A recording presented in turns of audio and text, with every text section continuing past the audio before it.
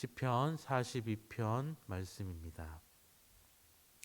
구약 832면에 있는 시편 42편 1절부터 11절까지의 말씀입니다.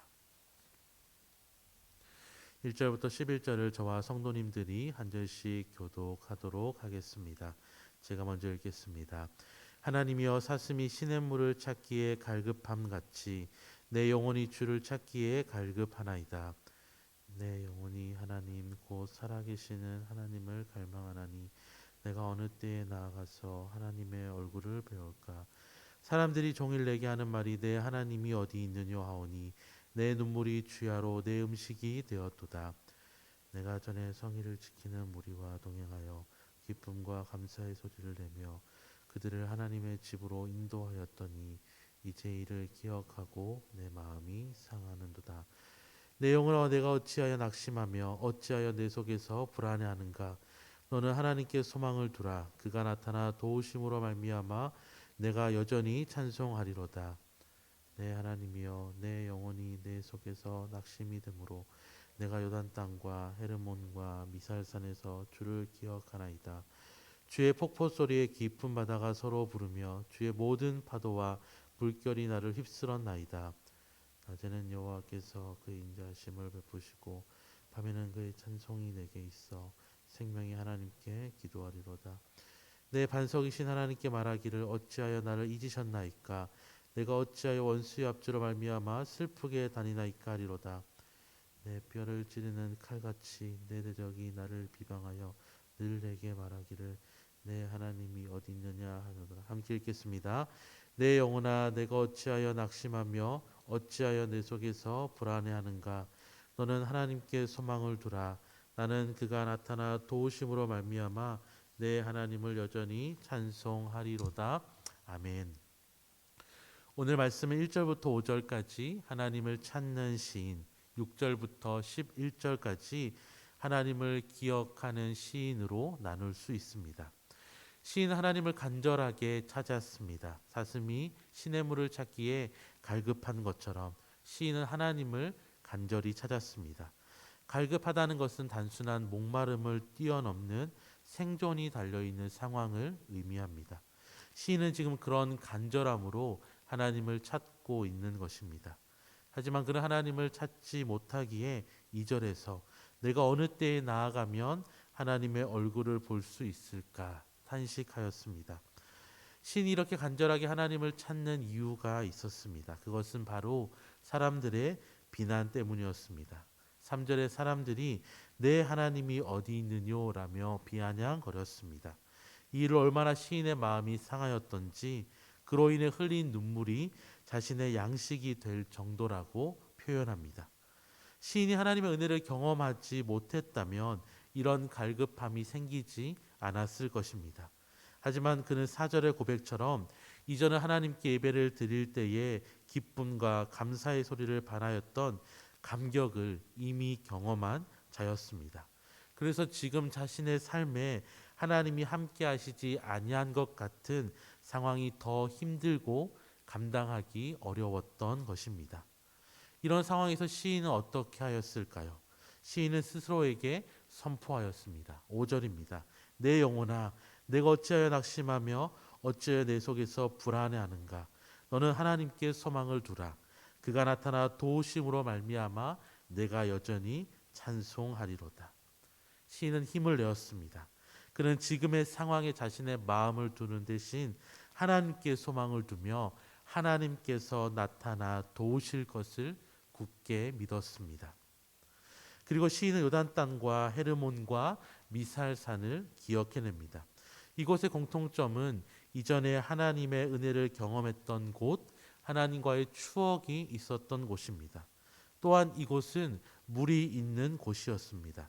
시인은 그곳에서 폭포 소리에 깊은 바다가 서로 부르며 주의 모든 파도와 물결이 넘쳐났던 때를 기억하였습니다. 비록 지금 자신의 삶에는 시냇물을 찾기에 갈급한 사슴과 같이 메말라 있지만 풍성하신 하나님의 바다와 같은 사랑이 함께할 것을 믿고 다시 한번 하나님의 인자하심을 향하여 찬양하며 기도한 것입니다. 그리고 이제 9절의 시인은 하나님 앞에 자신의 처지를 다시 한번 아뢰기 시작합니다.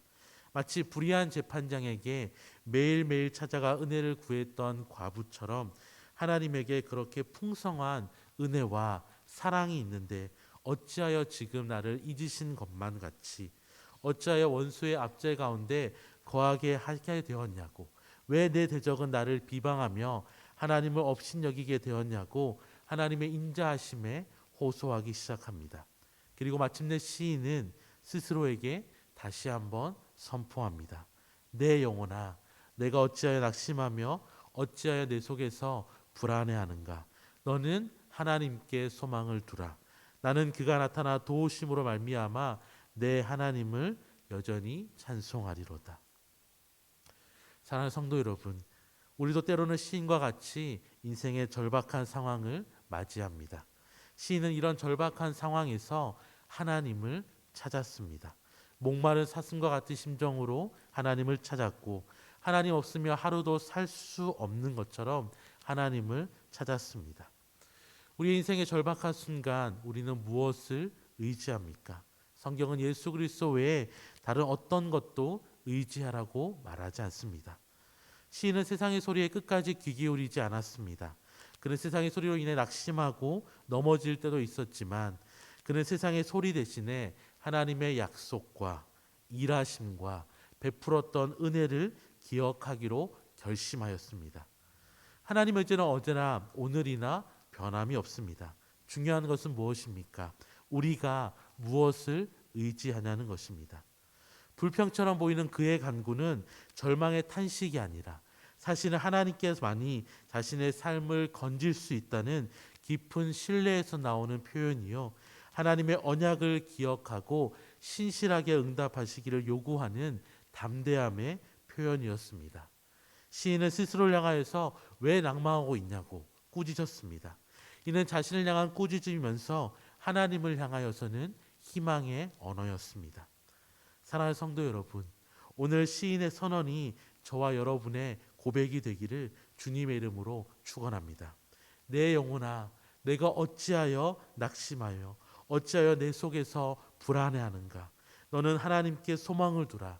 나는 그가 나타나 도우심으로 말미암아 내 하나님을 여전히 찬송하겠다는 고백이 바로 저와 여러분의 고백이 되길 축원합니다. 이 아침에 기도하실 때에 하나님, 내가 주님을 갈망하게 하여 주시옵소서. 하나님, 내가 주님을 기억하게 하여 주시옵소서.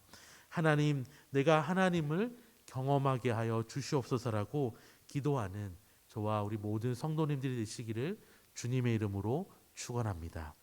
함께 기도하겠습니다. 하나님 아버지, 우리의 인생 가운데 때로는 목마른 사슴과 같이 인생의 절박한 상황을 맞이함을 고백합니다. 하나님 아버지, 그때 우리가 하나님만 바라보게 하여 주시옵소서.